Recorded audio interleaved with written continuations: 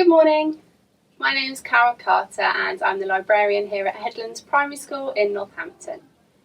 I'd just like to say thank you so much to everybody at Egmont and at the Open University Reading for Pleasure programme because I'm just really proud to have been awarded the whole school reading champion this year.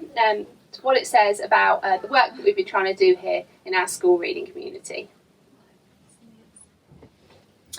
So I've been asked to share one piece of professional advice with you this morning, and that's very hard to do because I'm sure you all know your jobs very well already.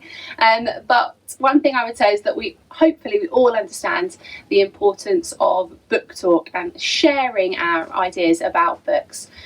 How you do that is going to look very different depending on what your situation is, whether you have a reception class, a year 6 class, a year 11 class, or if you're a librarian like me. So I just thought I'd share a couple of quick ways that have worked for me to help develop those book chats. The first thing is I've got a set of book chat questions. I just have these sat on my desk in the library or out on one of the tables at break or lunchtime, because sometimes the children, especially the young ones, don't necessarily know how to start those conversations. And they've just got questions on them like, what things make you stop reading a book? Or what topic would you never want to read a book about? If you could be any book character, who would you choose? There's a wide range of questions there, and hopefully just by flicking through them the children can get some ideas for things to talk about. Another way that's great for children to share their ideas about books is by writing book reviews. But as any of you I'm sure will realise, sometimes getting children to write is not necessarily as easy as it could be. I do have a book in the library for children to just add in any quick reviews if they get a chance and they feel the desire. And I do have a folder of my own book reviews that they can flick through if they want to read something that I'd recommend and I'm too busy for one of those book chats. But they all require quite a lot of writing, and I was trying to find a way that they could share their ideas about a book with really the minimum of effort. So what we found works for us is to put just a little sheet in the start of each book. It's got a space for their first name and year, a 5-star rating, and then just a space for enough room to write 1 or 2 words describing what they thought about their book. I have just grabbed the Truth Pixie off the shelf with no warning, and it's only got 1 review in, but quite a lot of them now have 5, 6 reviews. And just by seeing who's read the book, what year they were in, what they thought about it, that can give the children a really good feeling of being part of a community, and also thinking, oh well, okay, so if Amy in year 4 liked it, I think I'll probably like it too. I've also been asked to share the thing that I'm most proud of having achieved.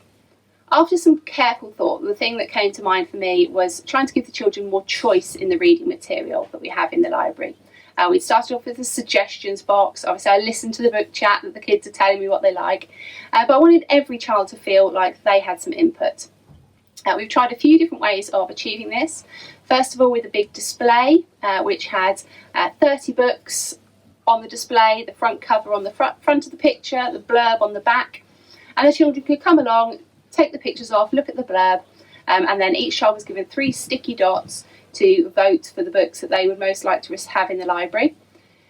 It was successful, the display looked great, the visual nature of it worked especially for the youngest children, but unfortunately some children were very swayed by where the sticky dots were already, and we also had a few unscrupulous dot movers, which made us decide we needed to have a different way. Last term we instead tried to use voting forms, and that worked brilliantly. We had a voting box and the children just found the whole nature of it really exciting, and again this time they had to wait for the count to find out what the winners were. The excitement it generated was fantastic, and I just had so many children, not the children that are the super readers that are in the library all the time, but just random children coming up to me and saying, has my book won, has my book won, when are the books going to be in school? Obviously now with COVID, we're going to have to try a slightly different method this term, so I'm thinking about utilising the interactive whiteboards and getting the teachers to do some counting of votes for me, but hopefully we'll still be able to deliver some new books chosen by the children to their classrooms before Christmas. So thank you once again so much for giving me this award, and like as I said, what it says about our reading community here at Headlands and how I'm supported by the staff, the management, the children, the parents to all come together and build a school of book lovers.